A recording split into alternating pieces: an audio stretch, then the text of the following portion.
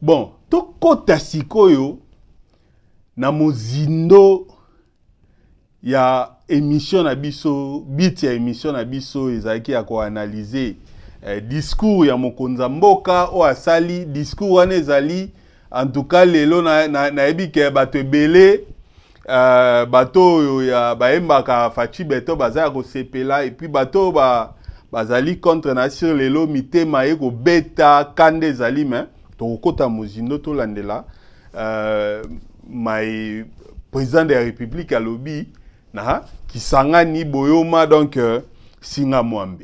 Sans plus tarder, tokende na premier sujet au président abordak et puis nous allons revenir pour commenter ou analyser. Surtout baike oyo bazali komi benga ba opposant ya nzala oyo bakoki bitumba ya opposition te bakomi kokende koluka banguna na biso ba Rwandais baya kosalisa bango babundisa Congo na bana mboka Congo. Soki bazali na mayele lisusu ya kopesa na opposition te bafanda basala misala na bango ndenge ezalaka. Batika bana Congo démocratique kimia, tozali na besoin ya kimia, tozali na besoin ya concentration totale ndenge tokoki kobongisa mboka na biso oyo d'ailleurs ba opposant wana baike ya ba opposant na bakambaka pe mboka oyo babomaka yango biso tozali sko kobunda totombola mboka na makambo oyo babebisaka tobongisa bisika oyo babebisaka babomaka lelo bakei kobatama libanda ya mboka babanda koluka mayele na banguna na biso ba Rwandais batala sikoyo ndenge ya koboma mboka na biso.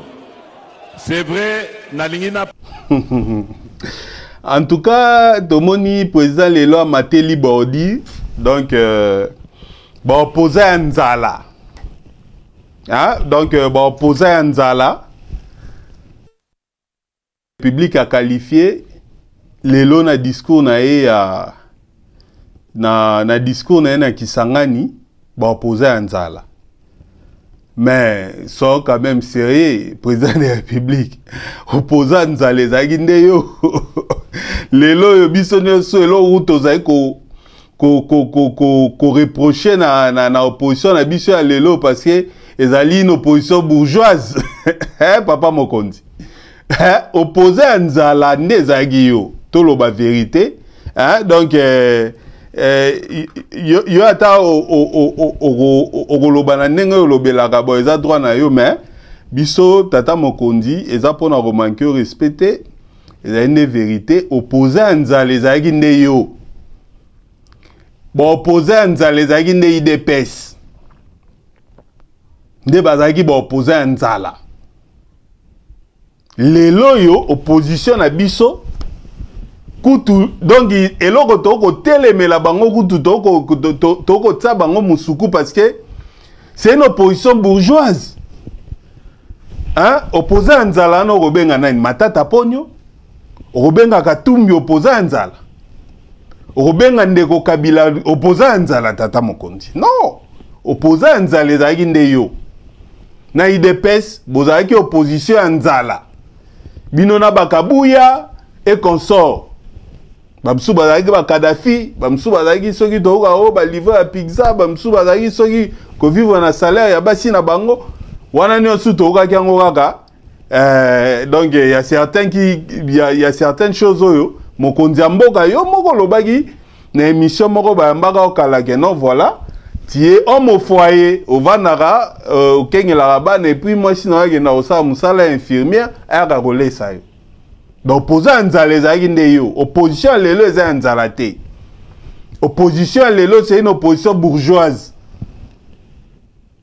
donc moto kobenga nzala na minute nenga za wana za te donc peut-être un peu problème ya makasi oyi nango yango wana parce que opposition lelo eza opposition te kopesa mwa lipa balengi non opposition lelo ezali Donc, Tata Mokondi, sous votre respect, opposé à Nzala, et Zaginde yo. Opposé à Nzala, ils allaient opposition à l'éloté. Opposé à Nzala, ils allaient IDPS. L'élo Robenga, bato opposé à Nzala, te wana eza première observation. 1. Deuxièmement, il a fait allusion dans le dossier à Franck Diongo. Comme vous le savez, Franck Diongo,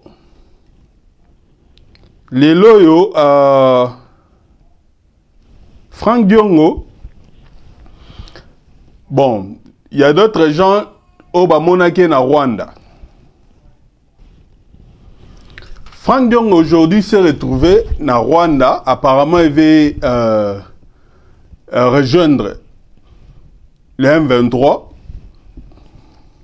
Selon dire donc à chaque émission on a des copies au Loire. En tout cas, dans la émission on a témoin. Dans Kolobama que non voilà Franck Diongo azali na Rwanda bazali ko connaître donc il n'a lobby que non na discours na ende boyo kinenga azali ko attaquer o no opposé Nzala o bazali o babimi libanda pour que ba sangana ba ennemi ba attaquer mboka na biso. Premièrement, président de la République. En tout cas, nul ne peut se prévaloir de sa propre turpitude. Premièrement, Franck Diongo bogo mona Franck Diongo wana. Na repé Sabino secret moko. Parce que tant nazaki na kisasa na kutangi na nini na moninga nga moko na otanga kombote. Nena ko comprendre que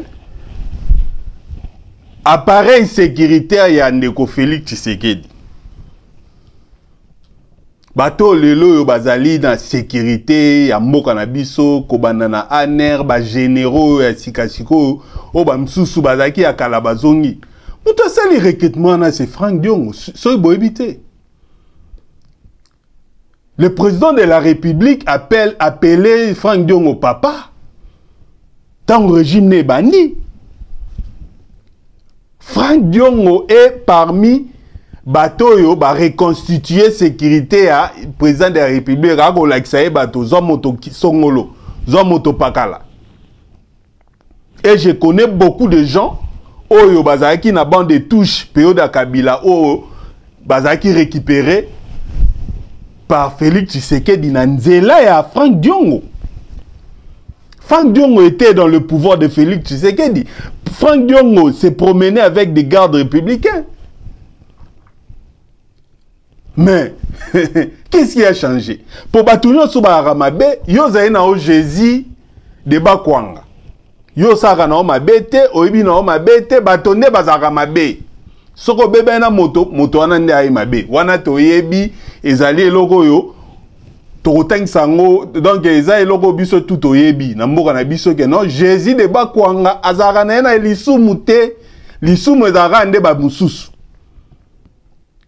Donc, Franck Diongo azaki peneni na yo a aidé au recruter service national de sécurité za ozali nango lelo yo to mona kiango d'abord à partir de l'élection ça qui choix na ya kolanda ndeko Katumbi parce que na kati tozonga même tozonga parce que bato ebelo bazaki na bazaki na esprit ya Tshisekedi o babane komona neti batulora nani ndeko na biso Jean-Marc Abound tokoyoka pe message na yo alobaki bato bazaki ba pire Tshisekedi se disait que non au régime au mambo toko sala ezali mambo to bundela gite ils ont constaté aventure et neko sema na régime ne y a certaines choses meka meka kolobela na kati me simba gite jusqu'à ce que et comme qui likambu ya babia musu ba se retirer musu sur le lot Kabunda na prison patati patata mais président de la République le lot koloba ke non oleba sala opposition tata Mokonzi nana ngo amonaki te tango Frank Diongo azalaki attaqué awa na ba fort du progrès balandi eti na église babuki na église babuki ndaku na ye bavandalize mituka na ye do basali désordre bata force du progrès baboma Frank Diongo ye mo bakangaki yo te soi-disant na munduki bobane da ko monter ba dossier contre ye jusqu'à ce que au moment où à côté qu'on a prison Frank Diongo a été emprisonné tant abimi azinzela kimi na ena nini na Belgique kuna mais tant yoko lobake no le bavanda basa l'opposition lorsque tu es en train de matraquer les opposants aujourd'hui toko landa ba msusu ils sont sodomisés donc ce bakangyo kuna ko bandeko Jacques Ndala comprendre. Vous êtes en train de théoriser les gens, président de la République. Quand vous voulez les gens, tant que vous osez l'ingabadbasa l'opposition républicaine, babundisa yo zaki ko sa l'opposition na mboka wana. Okota prison de la colonie. Hein? Lelo komika likamuke faux bruit, likamuke boy. Comment? Quand vous êtes en train d'encourager les opposants, bon voilà, mais tu es en train de traquer les opposants. Aujourd'hui, tout le monde, même à Tata Ponolelo, on a moni à résister. Comment? Moutazo Tina Bango exil les ayo. Moutazo Tina Bango Bakeko région M23, chef de l'État, ceux qui Bango Bissaote. Ezali régime na yo mutu, ezali ko pousser batuba ke na M23 parce que il y a certaines personnes avant na boya moni boya moyezate en tout cas tosi mara manduki. Donc au monde ebele ba comme ko katisa ba ze belé o ba ko kat c'est pas ndekonanga. Comment? Cause papa mokonzi ezali régime na yo. Tango ko lo ba sa l'opposition républicaine. Botala neti Nekoset Kikuni. Hein? Nekoset Kikuni. Lelo kaka tango yoko loba président tango yoko loba keno bato basa l'opposition républicaine. Tango yoko loba basa l'opposition républicaine. Tango yoko loba keno ba opposé à pété. Yo loko zali na makasi à l'état. Yo, loko zo utiliser ba instrument à l'état pour na ko traquer batou. Loko zo ko utiliser ba instrument à l'état pour na ko théoriser batou. Nous moni bato be ba ko kima na exil. So comme na exil kuna moni moi été ba tenter kuna be en tout cas faut to libérer mboka. Comment? Lelo yo bato belé il commence à se sentir attiré na rébellion par rapport il y a politique na yo par rapport au régime eux ils ont sodomisé les opposants eux ils ont traqué les opposants bon la nana image yo comme ça nous allons nous retourner par rapport il y a des dossiers à cette Kikuni oyo lelo kaka ndenge président kokoloba kuna ba opposant à pété lelo pe kaka makambo esalemi lelo procès on a pourquoi parce que alobi adani ndeko set Kikuna bi bakatange botelema hésitation donc ezali do motoko ko fongola manga isu na mboka wana te bo biso awo osa émission muke kaka bolobi kaka les lidi bako okomona ba message bona boy baba déjà nini combien ngamo kuna ya boy na lembi ba menace ba musu ba isanga yo mukolo kende Congo Congo pe na ke olukani na tabino moko. Ah, tola nano image comme ça tozonga. Malgré son état de santé très détérioré, le président du parti politique Piste pour l'émergence n'a pas eu peur d'affronter la justice. Seth Kikuni a comparu ce mercredi 23 octobre devant son juge naturel qui est le tribunal de paix de Kinshasa-Gombe en audience foraine à la prison centrale de Makala en présence de son épouse et des cadres de son parti politique. Au cours de cette première audience, l'opposant Sekikouni a démontré toute la maltraitance qu'il a subie pendant 28 jours à l'ANER depuis son arrestation le 2 septembre. Ils ont formulé des accusations, le ministère public a formulé des accusations. Je voulais un peu clarifier les choses sans entrer trop dans le fond et parler du contexte de mon arrestation, parce que j'ai été arrêté quand même le 2 septembre et j'ai été brutalisé, séquestré comme un terroriste dans les cachots de l'ANER, qui à travers son AG reste un OPJ à compétences restreintes. J'ai été privé de mes médicaments que j'étais supposé prendre. Séance tenante, le juge a constaté l'état de santé inquiétant du prévenu et a ordonné qu'on lui donne une chaise pour lui permettre de tenir.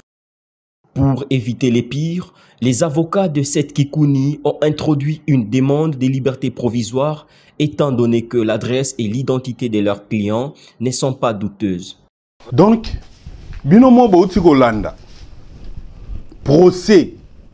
Il y a Sekikouni et ça a mis les loyaux. Poursuivi pourquoi? Pour ses opinions. Parce que tant que l'opposition batika kokene kolanda banguna.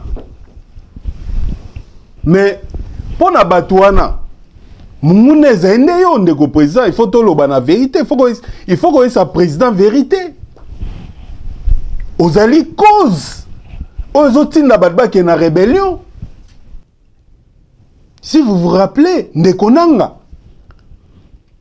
nanatini nanga na rébellion, ezaïli lion papa mokonti. Tangu, bosagi mamuna bino bakop na bino, d'abord un 23. Nous avons créé un 23. Ezali lion papa mokonti. Bisonio depuis 2013. Si tangu yo du pouvoir président de la République, M23 n'existait pas. M23 a ressuscité dans le régime Nabino. Comment? Les locaux kende Rwanda comme il m'appelle le nego Frank Diongo a memé l'issue pour qu'il na Rwanda. Comment? Moninga Kagame. Yango monia tout le gars ko répétera mort plusieurs fois. Moninga Kagame.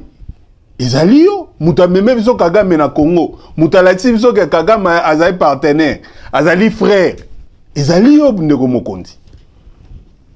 Non, yo nem to lati biso Kagame ke voilà Kagame, c'est mon frère.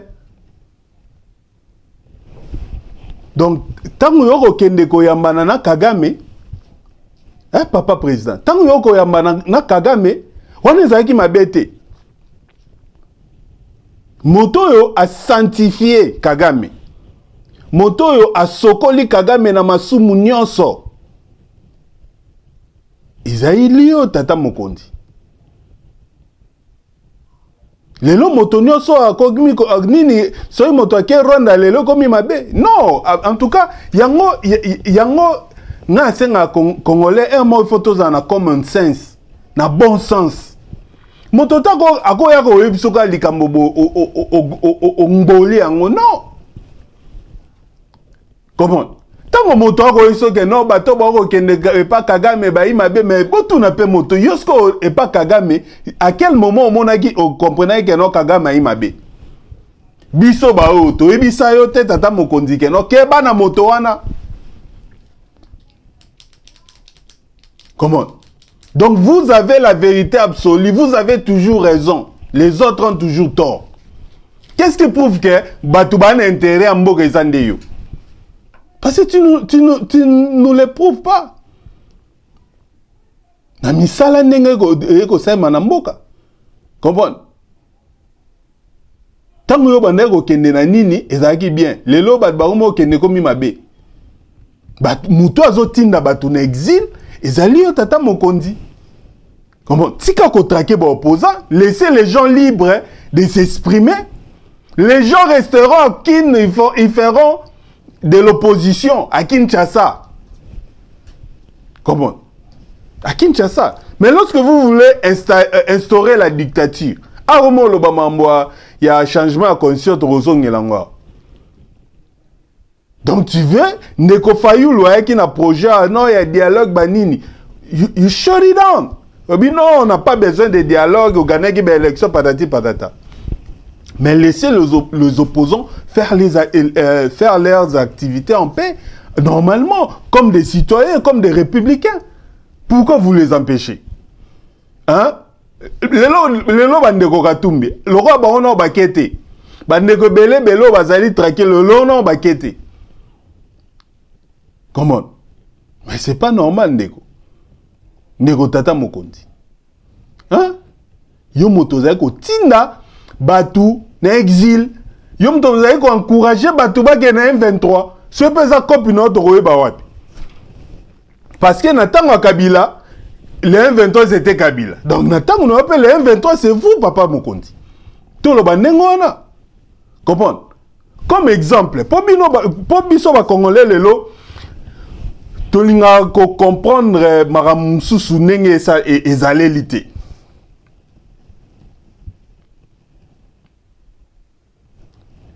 L'actuel numéro 2, il y a branche militaire, il y a M23. Hein? Yewana. Général Bernard Biamungu. Azali numéro 2, il y a branche militaire, il y a M23. Le Messie a été condamné à perpétuité par Joseph Kabila. Mais gracié et libéré par le président Félix Tshisekedi en 2020. Les loyaux, si vous avez dit ça, moto ko tina ba na M23 zanan. Pour moto ba condamné qui est. Il a été condamné à perpétuité. Placé dans la prison à Ndolo. Mais, donc, il a eu grâce présidentielle. Et bien, c'est dans la prison. Tu auras qui bande comme ça, M23, bazaki na Kinshasa pendant 14 mois.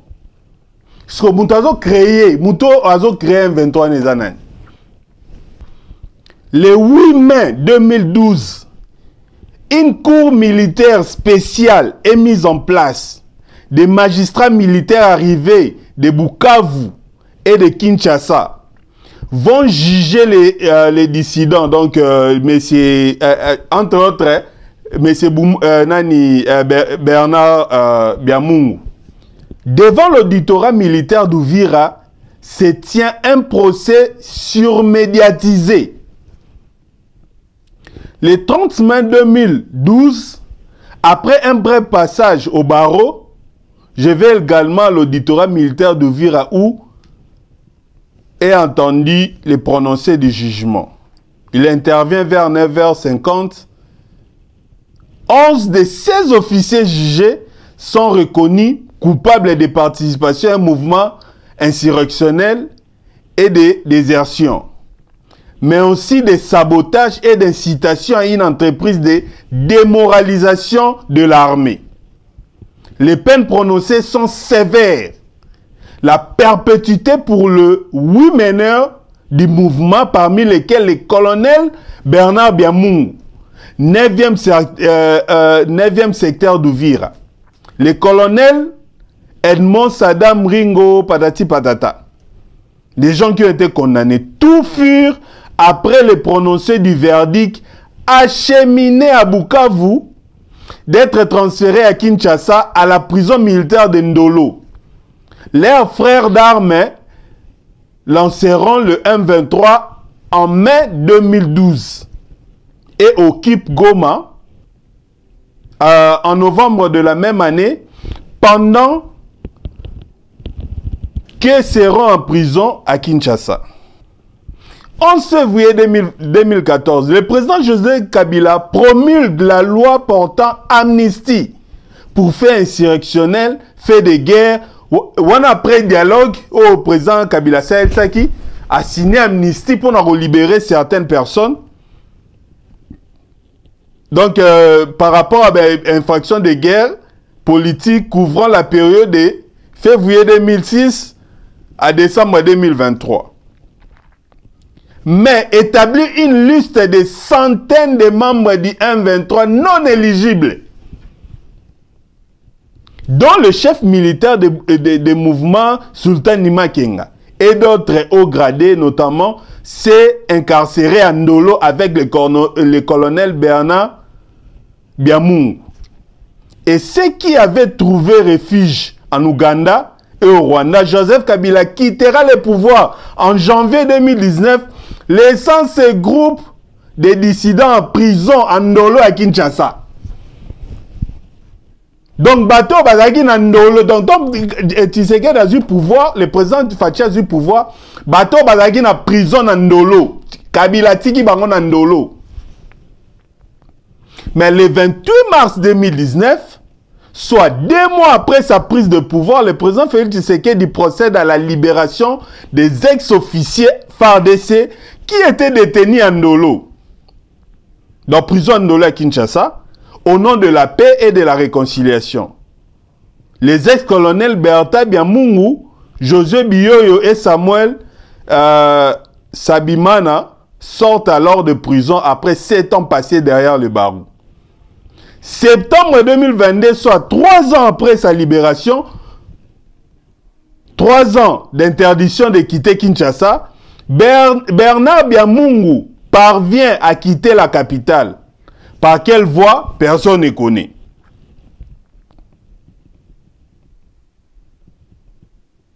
Donc, il a quitté la capitale sans autorisation parce qu'il était interdit, il lui a été interdit de quitter.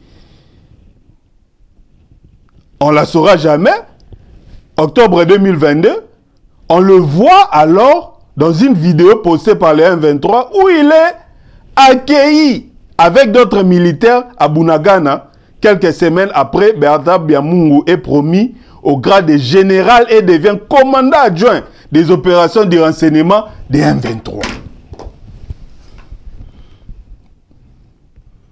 Toloba te. Tato Yazagi na prison, numéro 2 à M23 ou Tato. Kabila Tige na Kabila Kangie a Tige na prison. Président Félix Tshisekedi a gracié dans Abimi na grâce. Exactement parce qu'il a purgé. Même en 2014 après dialogue, tant où le président Kabila a payé amnistie, ces gens ici, babi donc il y avait une liste où Zaki, donc bazaki autorisé aux amnisties. Mais président Aye Angelou Deba Kwanga Aye Abimisi Bango, Jésus Deba Kwanga Abimisi Bango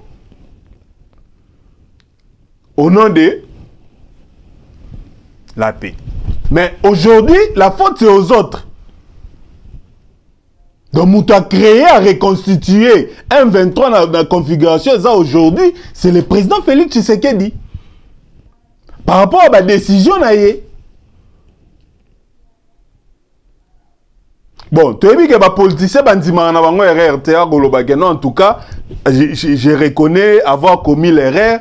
Non, mais il veut tourner erreur naïe et repérer ça sous faute. En tout cas, monsieur le président, ça, je pense que ça ne va pas marcher. Ça ne va pas marcher, président de la République.